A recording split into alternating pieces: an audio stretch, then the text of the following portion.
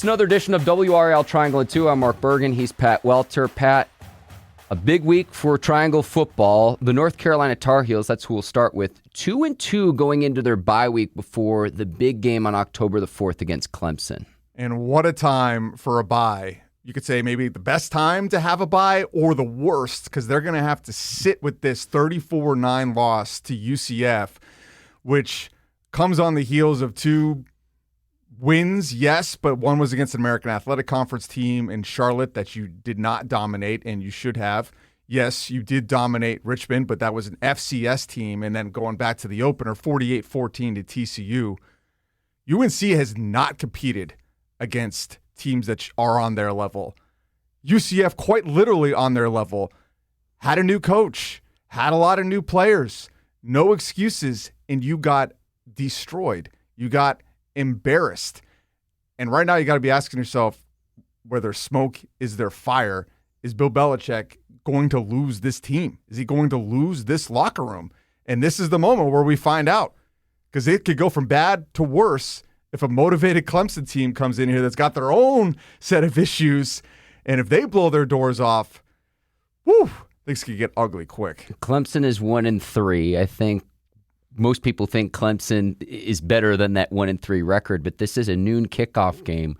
We were expecting potentially for this to be like a college game day type matchup going in. I mean, Ludacris is coming to perform before this game. When's he going to perform outside of Keenan? Like 10 a.m. for a noon kickoff when this comes to fruition? Pat, here's where I'm at. I've got this crazy theory. Bill Belichick is 73 years old. And we've talked about, would he even get to the point where he would coach UNC? Mike McDaniel of the Miami Dolphins is on the hot seat. Okay, wow, okay. I'm following. The Dolphins are 0-3. It's Mike McDaniel and Brian Daboll who are the odds-on favorites to be first coach fired in the NFL. If that opening opens up, that begins the conversation, who takes over in Miami? Who has, I don't know, 2 decades worth of coaching experience in the AFC East? Who would have the opportunity to coach against his former team in the New England Patriots if he were to be the head coach? And Pat, some people might say, Mark, you're crazy. This would never happen. You don't think Bill Belichick would want to get vengeance against Robert Kraft in this scenario with the beef that they have between those two teams? And you might also say, well, the Dolphins, why would they be that desperate to hire Bill Belichick at the age of 73? He'll be 74 next year. Why would that be? The Dolphins have not won a playoff game since December 30th, 2000. If that vacancy opens up mid-season, I am telling you right now, Pat Welter, and I'm going on record saying this, those conversations are going to be had of, could Bill Belichick go back to the NFL and be the head coach of the Miami Dolphins? Interesting theory. Well, would you really want to go from a coach that's too young and too fun in Mike McDaniel to a coach that's too old and too much of a curmudgeon? And I think Bill Belichick going back to the NFL was always predicated on this working at UNC, of him revamping his image, of him showing that he still got it. And so far through 4 games, I think that all the NFL owners, and probably Miami included, are feeling vindicated that they did not hire him in this last cycle. Because I think all the things that you were worried about have shown themselves.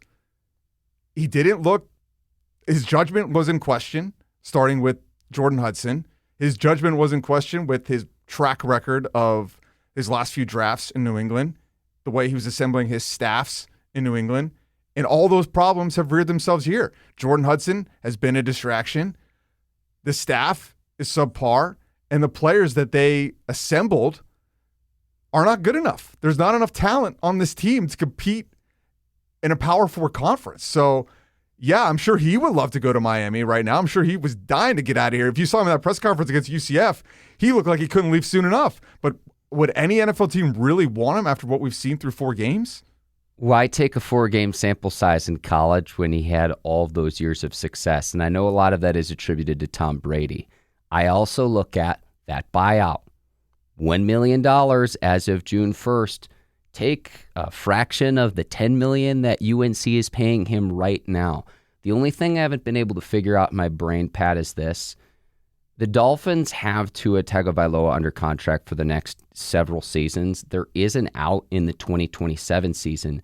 So Tua would then be your bridge quarterback. Maybe the Dolphins would go after a quarterback, say in the draft, maybe free agency, maybe a trade. But again, all this is predicated upon if the reports of how hot the hot seat is on Mike McDaniel are true. The next question is okay, if the Dolphins get rid of him mid-season, who are the coaches that they would target? And again, I go back to why would the Dolphins be this desperate? They haven't won a playoff game in a quarter century. Yeah.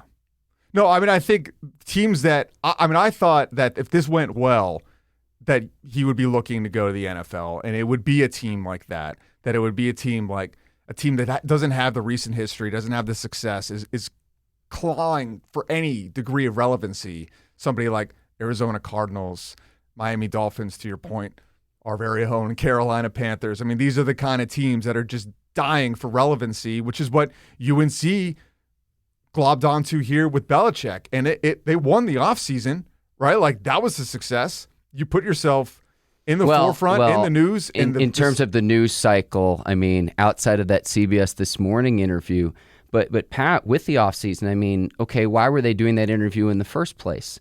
The Art of Winning, Belichick's biography, a 300-page book where he doesn't mention Robert Kraft a single time. Kraft producing documentaries, which underscore Belichick's contributions to the Patriots. You don't think Bill Belichick wants to get back at Robert Kraft? There is bad blood between the two.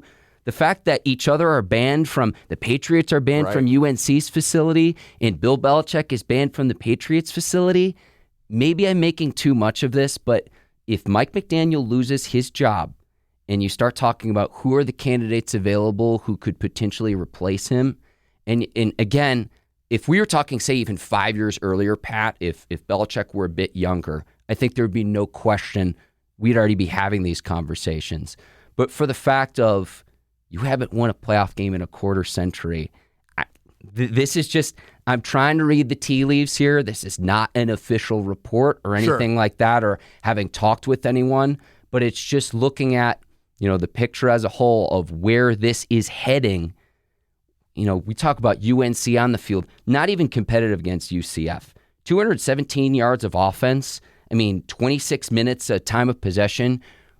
We can get into the conversation of should Max Johnson be the starter over Gio Lopez, even if Gio Lopez is healthy and ready to go, dealing with the leg injury. We're talking about two of their four opponents who are formidable, Pat, but they're not even ranked teams, and they got smoked by both TCU and UCF. So those are the stakes of what we're talking about. Belichick can wash his hands free and say, hey, I'll take that $1 million buyout. And if he had the opportunity to go back to the NFL, I think he would take it. Now, I know a lot of that's predicated upon would he have general manager responsibilities for whichever NFL team he would go to. And I know he was looking for that. But I go back to the beef he has with Robert Kraft. It all really kind of got started when they mutually decided to part ways. It was mutual, quote unquote. And then there was a disagreement of whether it was actually mutual. And then the reports of Kraft bad-mouthing Belichick to Arthur Blank, who's the owner of the Atlanta Falcons, when he was interviewing for the Falcons job. So those are the stakes. It's just laying out the full picture there. But what I've been trying to answer, Pat, in my own brain is how does this end? And that's a potential avenue that I think, again, we'll see what happens with Mike McDaniel and the Dolphins, but they're off to an 0-3 start. Well, I think if that were to happen, if Bill Belichick were to choose to leave to go to an NFL team after this season, he would be doing UNC a huge favor. Whoa. Okay, so even with the huge roster turnover you have here, we keep talking about this top 20 recruiting class, Pat. I would imagine a lot of those recruits would then reopen their recruitment, but a favor. That's surprising to me. Because I just don't see where this goes. Like, they made a big bet on Bill Belichick. It was a high-risk, high-reward bet. It has not worked through 4 games. And you have to ask yourself, what do you do from here? Because I think on the surface, it's reasonable to think that you hire a new coach, it should take a little bit to get the program going. You might have to take a step back to take a step forward. But when that coach is 73 years old, And you are taking a massive step backwards in that we don't know if this team is going to win 3 or even 4 games in his first season. Just getting back to 8 wins is going to take some time. And when you're talking about a coach that's 73 years old, if we're just trying to get back to the baseline of Mac Brown, what's the point? What's the point of doing that for years when even if he gets it rolling, he's going to be too old to maintain it? So I would say that if he wants to leave, he would be doing UNC a huge favor. They made a bet. It appears to be a losing bet. Now, you could say they could still turn it around. Bill Belichick teams finish better than they started. But I think right now at the bye, you've got to be asking yourself, how's that locker room doing? Because when things are hard, when things aren't fun, when your coach isn't the most personable, you don't necessarily have the greatest relationship with your coaches, you're losing, you're getting embarrassed, where does the buy-in go from here?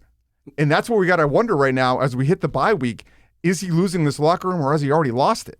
Well, to your point too, Pat, we've had, 3 players decide to leave this UNC roster mid-season. So you'll see that happen occasionally with a player here and there through various teams for redshirt purposes. But the Tar Heels now have 3, in the last week? And I think I need to do more reporting to be able to fully say some of the things that I've heard about what's going on with UNC right now. But I think you can look at what we do know. And from the get-go, this team was divided almost by definition because you have a new coach come in. And so immediately it becomes Mac Brown's guys versus Bill Belichick's guys. Then you have the guys who are getting paid NIL money versus the guys who aren't. And we heard Mike Lombardi talk about that in his pretty much only press conference he's done, kind of how ruthless they were going to be with that NIL money. That by definition creates a divided locker room. Now that's not an isolated incident, but that's what we have at UNC. And then we were talking about it mid-season now. You got to be looking for the way out. It's a portal culture. So we saw last season with Florida State, things now in the modern NFL or college football landscape, if things go south, they can go really far south. Now you could turn it around maybe the next year as Florida State has done. But again, to my point, if it's Bill Belichick, if it's not working now, I don't know if it ever will. And if it does, it's going to be too long until it takes to get there because by that point, he's going to be 78. Yeah, when the age becomes a factor, because that's what people keep pointing to is that top 20 recruiting class. And I also point to some of the recruits that you're bringing in, transfers or not, Pat, if they are young freshman players, they might not be ready to go acclimated to the college game. I don't care if they're a 4 or 5-star recruit. That takes time to develop, to get into a strength and conditioning program. So that keeps getting pointed to, and it's this isn't like basketball where you can bring in a Cooper Flagg or a Zion Williamson or a 5-star recruit who can instantly change the culture of a program when it comes to football. It's just not, that's not the landscape when you talk about that. So, there's that. It's financially, I understand the swing UNC took. Yeah. You understand why they took that in terms of the revenue, trying to keep up with the Joneses, trying to be a modern college program where your 2 revenue drivers are football and men's basketball. So I understand the swing to bring in Belichick, but on field, point blank, it has not worked through 4 games. And I also think about it from this standpoint too, Pat. Clemson, who also has a bye going into this game, 1-3.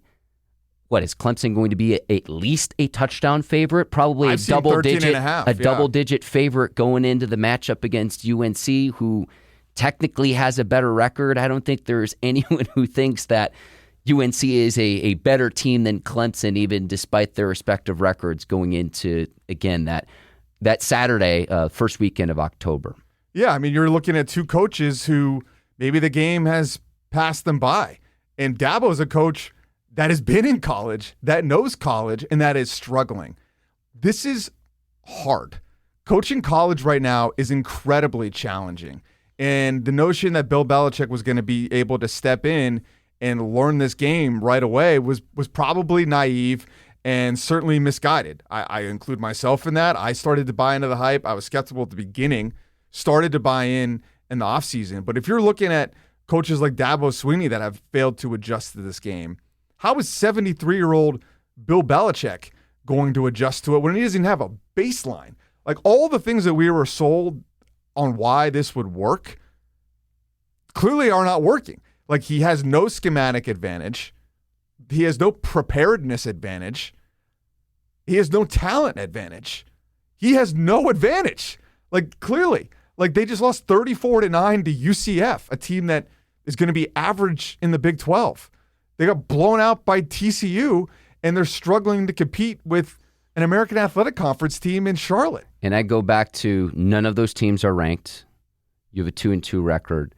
And I think it's not just the revenge with Kraft of a potential return to the NFL for Bill Belichick. It's also he was just short of Don Shula's record. Yeah. So with Miami, come break the Legends record, but for our franchise and for our organization.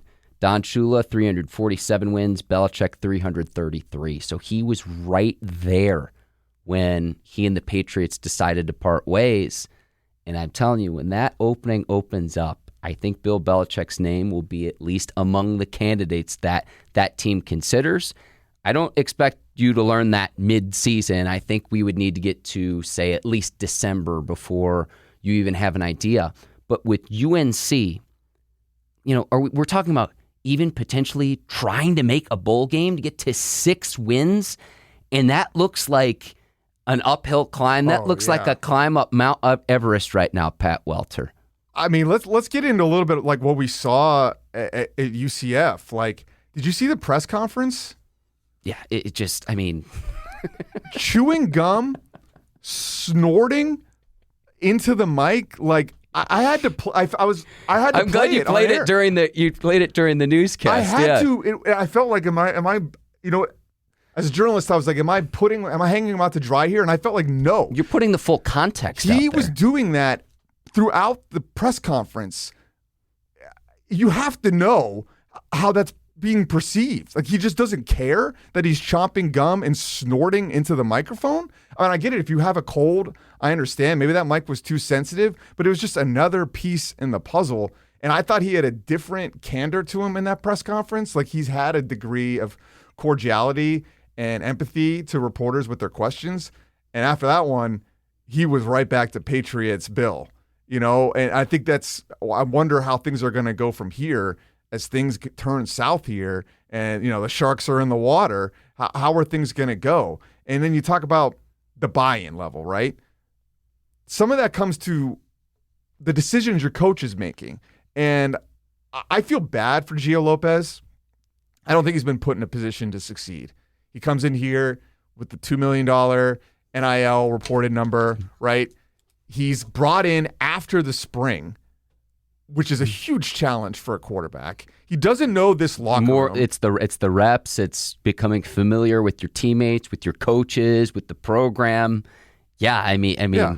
We don't know anything about him. We are kind of led to believe that he must be this diamond in the rough because that's what Belichick does. He's from South Alabama. That almost weirdly worked in his favor. It's like, well, they found him from South Alabama. He must be good.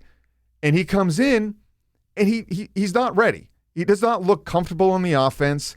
They have not put him in positions to succeed. The offensive line has not done well. So I don't want to put this all on him. No. But when you're continuing to play him and it appears that Max Johnson looks more ready to play in this offense each time he goes into the game. Now, granted, it's been in some garbage time situations. I don't know how well that's going to go over in the locker room if they keep going back to him. And if they're keeping going back to them because they're financially invested in him. Because you have to ask yourself in the modern NIL landscape, if Max Johnson becomes the starter, does he renegotiate what he's making midseason? Yeah, can you even do that? And I have reason to believe that he's not making much, if at all, right now when you're talking about Max Johnson. So this is a complicated situation. Let me add some more icing on that cake, if you will, too. His brother's on the roster as well as a tight end. Yeah, and his dad was a former NFL quarterback that this family knows the business. So this is complicated. This is messy.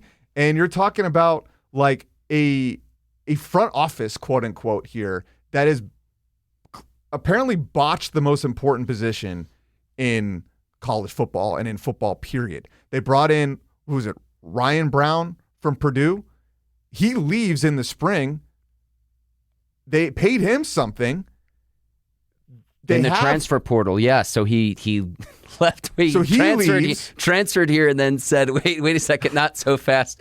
I'm out of here. You then bring in Gio Lopez in the portal after the spring, which is a challenge to begin with, and you already had Max Johnson all along. Now, understandably, he's coming off this brutal leg injury, so you can't really be like, oh, you had the guy all along.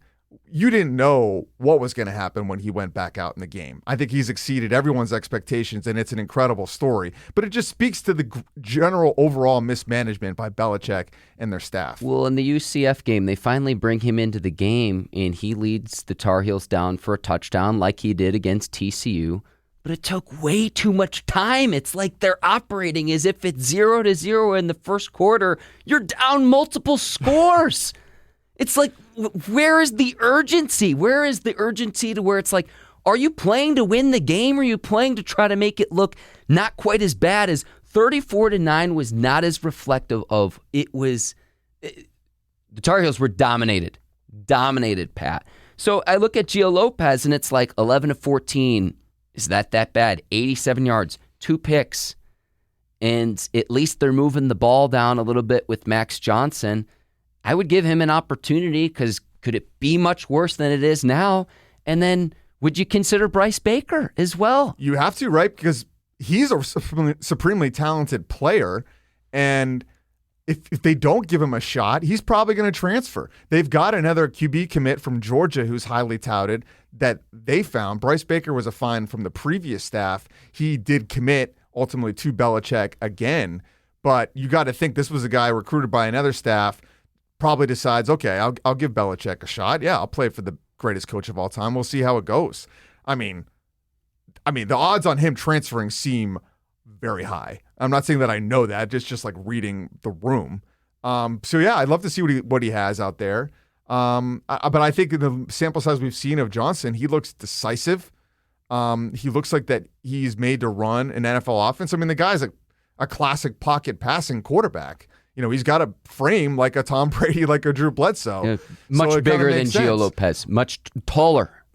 Although Belichick seems to value the running quarterback too in the modern game. Like he had Cam Newton, he had Jimmy Garoppolo, so he seems to kind of value that when he can, and which is probably one of the reasons they did bring Gio in. But the mobility hasn't really shown itself so far. Got a bye week to figure all this out and hope that Ludacris still shows up to perform for Chapel Hill game day that first weekend in October. Pat, we've got to get to roll a few other out. Games. Yeah. Let's go to NC State. They will host Virginia Tech, a 1-3 Hokies team. The lone win coming against Wofford. I think this is a get-right game. And I was looking at the state schedule, and Pat was like, man, they could have started out 5-0, 6-0, and they're coming off a game against Duke where it was C.J. Bailey's worst game. There's no way of sugarcoating that. 4 turnovers, 3 interceptions, a lost fumble, and I thought that was really the difference maker against Duke. And so you try to get things right at home this coming weekend against a Virginia Tech team that's really struggling as well. It's disappointing. It's frustrating. It probably vindicates a lot of NC State fans that are just over Dave Doran. I tried to warn you. A week ago, Pat. And the odds makers are warning us as well because Duke was a favorite in that game, as we covered, and it was a home run spot for Duke. But NC State clearly has the talent to win the game. 4 turnovers. If they don't turn the ball over, if they take back 2 of those, they potentially win. And the most gruesome one was right into halftime, the Trey Freeman pick, which was on a play they weren't even really trying to run. They were trying to draw them off sides. You could argue maybe they did, or VJ Anthony is just a god at understanding the snap count. It was a pretty incredible play if you go back to look at it. And yeah, CJ Bailey gets caught holding the ball, has to make some sort of play, forces it, and that's that middle 8 that Manny Diaz talks about. They score there. They score to start the half, and they never really look back. I was amazed Duke had the lead at halftime of the game, considering the Wolfpack had roughly 150 yards more going into halftime in the first half of that game. I was amazed Duke had a lead. But I thought that was the key play in the game, and Dave Dorn even talked about it on Monday during his availability, saying exactly what you're saying, Pat, of they didn't even really want to run a play. They were trying to draw Duke off sides to get a free play. They thought they had the Duke defender off sides to get a free play, take a shot, and it didn't work out. But the turnovers, you mentioned that going into this game, Pat, of the turnover differential that Duke's had in their slower start this year. Yeah. They finally got that right. Talk about regression, positive regression. Yes. And so, Pat, you hit the nail on the head there in advance of the game saying, okay, how can you actually win the turnover battle? And getting 4 against CJ Bailey, who had played so well going into the game. You know, I look at it from a quarterback standpoint for Bailey. How does he respond to that adversity in the weeks going forward? So it's not so much, okay, you just had a game where you had 4 turnovers. What do you do moving forward? Is he going to play more tentatively? Is he going to have that same aggression that we saw through the first 3 weeks of the season? All offseason, even during the season, anybody you talk to at NC State has raved about CJ Bailey's leadership, his voice, his command of the room. And just seeing him on the field after that one, you talk about how's he going to respond. He looked like he'd already moved on. Like he was smiling, shaking hands with different players on Duke. Now, some of that's a personality trait. Like some people might not like that. They probably maybe want their quarterback to be a little sullen after a performance like that. But if you want to look at it through the positive lens, you're like, wow, this guy is unfazed. He's already ready to move on. All right, speaking of moving on, this is another crazy thought that I had for this podcast. I got 2 of them today, okay. Pat. If he continues to play well for the Wolfpack this year, we're talking about Gio Lopez. What was it? 2 years, a reported $4 million. Darian Mensah, 2 years, $8 million. There's got to be another school that's out there that's saying CJ Bailey's playing at a really high level. We could pay him more than whatever NC State is paying him, a potential transfer target for other teams. I'm talking about schools that would be in the Big Ten, in the SEC, that could pony up the cash to get a really good quarterback, because other than that Duke game, like, we're critical of the 4 turnovers. He was still 29 of 39 in his passing, 300-plus yards against Duke.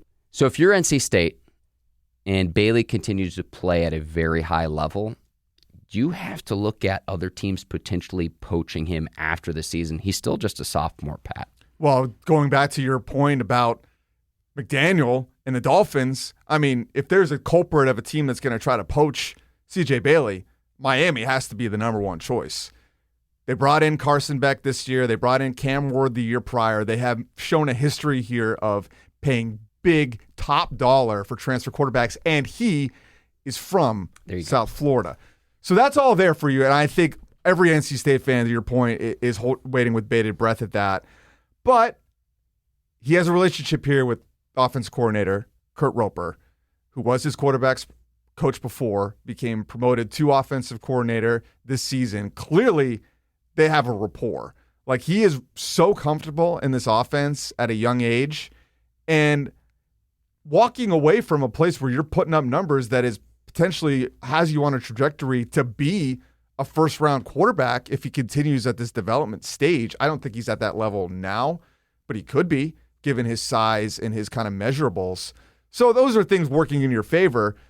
But, you know, I think back to somebody like Drake May, who was loyal, and it seems like CJ Bailey is loyal. And, you know, May obviously had all the family ties to UNC.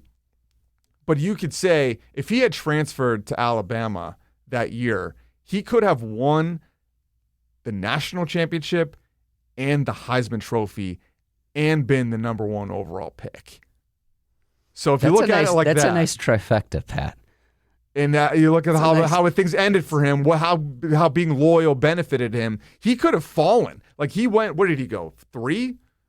Top 4? The Patriots. And so, but he easily could have fallen much further than that. I think, you know, just it's very fickle in the draft process. So when you're talking about why a guy would leave, you kind of can't blame somebody. But I think we just got to get through this season first. Like, that's down the road. And I think Bailey has shown that he's going to be able to bounce back. I just, with this game, I can't get over the fact that, like, you had a chance this season to do something special.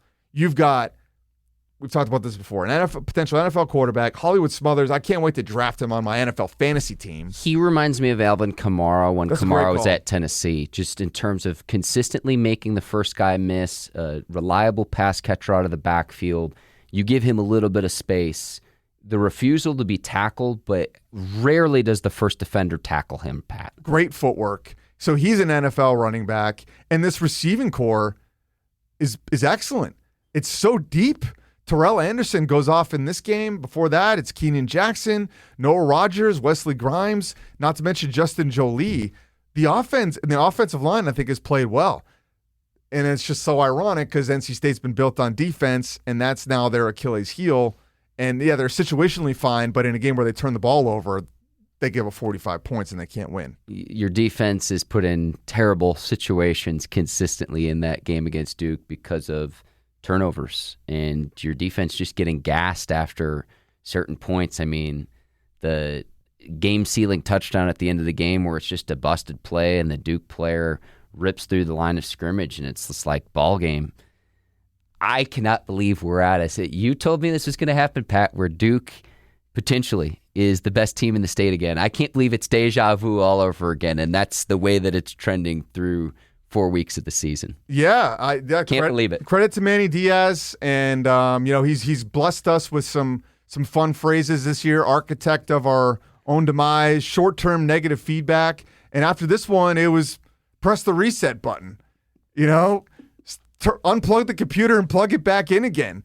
Take the PlayStation, restart the franchise. Now, he didn't say all those things, but that was kind of his analogy for what that game was for them. And he's right. Sometimes you do want, you start a season in Madden or whatever, and you turn the ball over a few times. You just start it off and turn it back on again.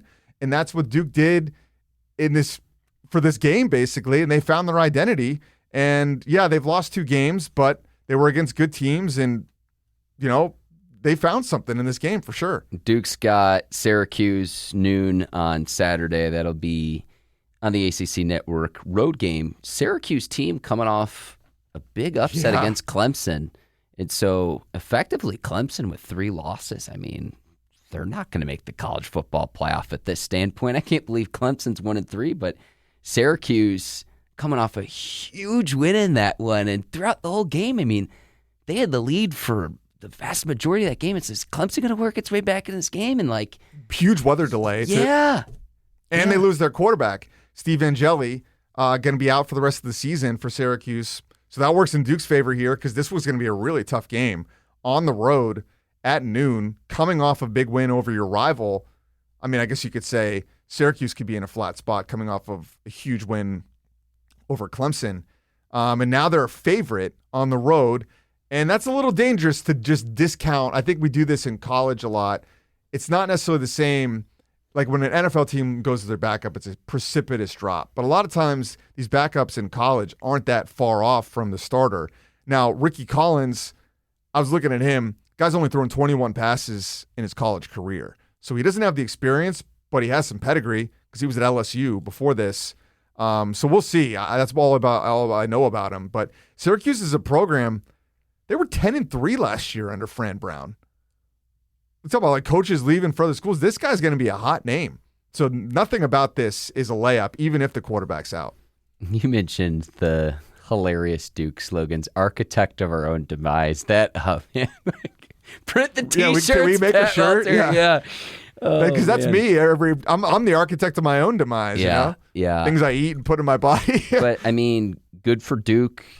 Absolutely taking it to NC State. Now 3 straight seasons where the Blue Devils have beaten the Wolfpack. I mean, this is 2025 we're living in, Pat. It's the new world order with Duke as the supreme team in the state. I am just still, last year it's okay, is that a 1-year aberration?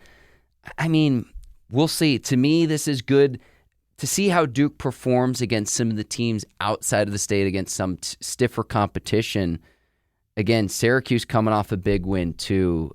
I want to see more with Duke, but I continue to be impressed with Darian Mensah as well. I think he's played at a very high level for the Blue Devils this season. Yeah, and he needed a moment like this. Not that he had played bad necessarily up to this point. He had just turned the ball over, and the team just never kind of got in a rhythm for him to shine. And in this game, he did. Like all the things that you like about him, the smoothness, the release, the touch, the kind of quiet confidence, it was all there. He's a guy that seems to be able to make the right read, throws a great downfield ball. And they just had it all cooking. Like Anderson Castle goes off, their third string running back from App State. Great story. The short yardage running back that busts off like a 75-yard run to seal it. So it was all around a great night for Duke. I, though, do still think that NC State is the best team in the triangle, ultimately. That's kind of where I stand. I'm not ready to sell that stock. I can't say that this is an original idea. This is something I saw online, or I can't remember where I saw this, but where it's like Duke probably has the higher floor, but NC State has the higher ceiling, if that makes sense at all, to where I think there's more potential for NC State, but it's like whether you actually put it all together is something in and onto it. It's something entirely different. I think I was trying to understand how Duke under Elko and Diaz and even Cutcliffe, when it was rolling, was able to be so successful despite what appears to be kind of a talent deficiency or resource deficiency compared to some other schools. Now, as far as we know, Nina King in this athletics department has given Duke a lot more resources. But I think one of the ways they're able to succeed in ways this has been able to be handed off from Elko straight to Diaz is there's a lack of noise that comes with Duke, a lack of distraction that they don't have to deal with, and a lack of pressure, frankly, that NC State players, UNC players have to deal with. All right, so what do you mean by that? There's just they don't have a massive fan base that's chirping at them all the time. They're not discussed in the media all the time. And you think about what these UNC players have to deal with right now. I mean, you're talking about everybody in your life coming at you. You're a meme. You're a joke on social media. You saw last year, J.J. Jones lash out. Like these people are human. They're kids. And nobody wants to be the butt of a joke, And at Duke, I just don't think on the football side, they're dealing with that same degree of outside noise. Now, this is a theory and an observation, but it's just I'm just trying to struggle to understand how Duke could be the best team in the triangle these last couple of years when NC State and UNC pour so much into football. And I think just in general at UNC, look at their basketball team too. I just think that program in football and basketball is just dealing with a lot of outside noise. It's an astute observation, Pat. I think we'll know a lot more about State as we get later on into the year, where you get some of those bigger matchups against just more formidable programs. So I think we'll know more, but I do think it's safe to say you would fully expect both State and Duke to go to bowl games. With UNC, that's a huge question mark when you look at the three teams in the triangle. Yeah, and UNC is going to have to end their year potentially going through, the Bermuda Triangle. They're going to have to play Duke and NC State to end the year, and that just might be a bizarro nightmare if this trajectory the Tar Heels are on isn't able to turn itself around. I love seeing the rivalries, and that was the big thing for Saturday's game against State and Duke, where it's just like, man, it's just – even if the team's from a national landscape, it doesn't matter as much. Here in the state of North Carolina, it really, really does matter, Pat. Oh, yeah. I mean, you had the Duke players for basketball were in the stands. I saw their new the Carolina Hurricanes' new defenseman, Keandre Miller, was on the sidelines taking it in. I said a little something to him, like, how are you liking your first taste of the rivalry? He's like, oh, it's great. He got and he stayed for the whole game, to his credit. Like, sometimes a star like that, he was with, I'm not sure if it was his girlfriend or his wife. Either way, they were there watching it together. I wouldn't blame them if they left at halftime to go do something else on a hot Saturday. Stayed till the finish. So credit to Keandre Miller. He is a true sports fan. But yeah, I mean, you just got, the stars come out for those kind of games, and the Wolfpack fans were there. Great crowd. A lot of red in the crowd, but the Duke crowd was hearing it as well. Where will you be this coming Saturday, Pat? Yeah, I've actually got a little family situation. I got family in town, so I will not be at Virginia Tech.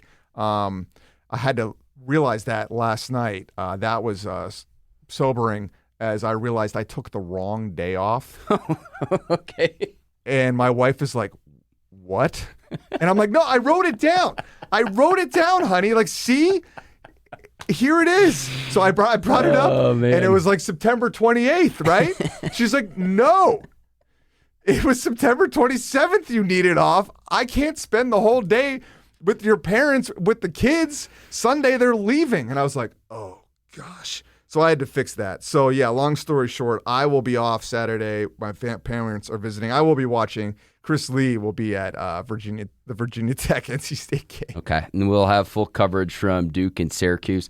I also want to encourage our listeners and viewers to check out the Monday conversations that Brian Murphy has with former UNC quarterback Bryn Renner.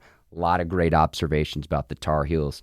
Enjoy the conversations both of them have as well. So we'll have you covered. Tar Heels on a bye week. Pat, anything else before we wrap here? Well, I guess this isn't quite story time. Maybe it's confession, Here we go. Podcast confessionals. So I'm an AP voter. We've talked about that. First time. It's not easy, Mark. It is not easy. Every week, I usually you can predict the social media pattern.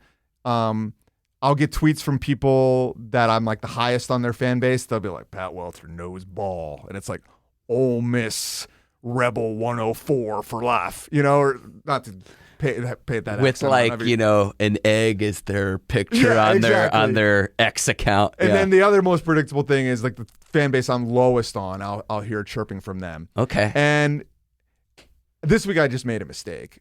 I messed up. Like it's a hard thing to do. If I had to complain about the process, I wish there was a little bit more time. The poll is due at like 11 a.m. And, I'm out covering games all Saturday, and I wake up and I try to put in a good hour of poll work, but I wish I had a little bit more time, because as I was going through all the results, I knew that Indiana beat Illinois, but I had a little dyslexia when I looked at the score. Because they won by 53 points, Mark. It's just not numbers you're used to seeing. So I just kind of didn't compute that Illinois lost that badly. So I didn't make the mistake of like keeping Indiana ahead of them. Like I bumped Indiana way up, but I only penalized Illinois a few spots because I was like, one of my philosophies is I don't want to penalize people that lose to good teams. But I will admit, and I've heard it from the fan bases, that I did not penalize Illinois enough, and I agree. And I'm sorry. I will own the mistake. I will wear it. I will do better. He's going on record saying this, ladies and gentlemen, so... Pat, transparency. Yes, transparency, going behind the curtain at all. This is not the Wizard of Oz, ladies and gentlemen. He is the one and only Pat Welter. I'm Mark Bergin. WRAL Sports got you covered all weekend, and we'll see if State can rebound against Virginia Tech. And again, Duke going on the road.